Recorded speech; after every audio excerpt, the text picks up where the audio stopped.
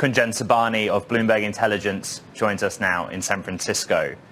You said it, Nvidia strong, expectations stronger. What's your thesis this morning? I mean, they've fallen victim to their own strength and unrealistic expectations. When we look about the top concerns going into the print, Blackwell, right. The several billion in Q4 puts a lid on uncertainties in 2025. Demand sustainability. Just real quick, because several billion doesn't mean anything. Well, it still is solid in terms of what we expected, or given the last 4 weeks, what we have been hearing, the issues. So that's still impressive that they are able to pull it off so soon. Second, demand sustainability. We saw demand broadening and in fact getting stronger beyond just the large cloud guys. And finally, when we put it all together, our estimates, and I believe most of the street estimates, are actually going up after this earnings than they were before.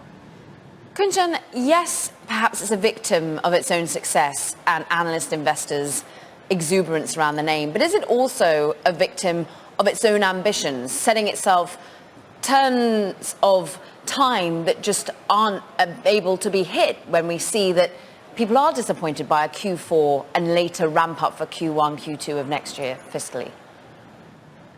I mean, definitely, it's part of two things. The execution they have performed over the last two years have been nothing but phenomenal. It's very hard to continue with this annual cadence, reiterating the new chip designs at time, bringing the supply, not just at scale, but at new technology modules. So it's definitely a high bar they have set.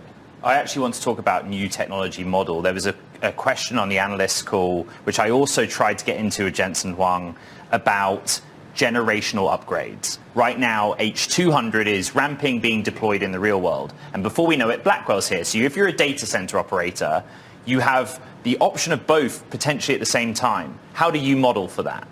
I mean, each data center operator is at a different technology stack and a different phase in this journey, right? So there has been a pent-up demand. So I think right now, this sort of tier 2 and low enterprises and the new up-and-comers who are installing this base would choose to go for the H200. And Blackwell is not really for everyone. You really need a significant ROI, significant investment to implement Blackwell. What about geographical reach here? Were you worried in any way about the China pullback? No, I mean, this is the first time we saw the U.S. decline sequentially. We don't think there's a lot to read into it, but it definitely outlines that the demand is broadening outside of the U.S. When we look at rest of the world other than U.S. over the last few years, the growth there has been significantly faster, and that leads to that sort of low double-digit sovereign $1 billion that Jensen outlined. Kunjan Sabani, it has been a busy 24 hours for you. We appreciate you, Bloomberg Intelligence.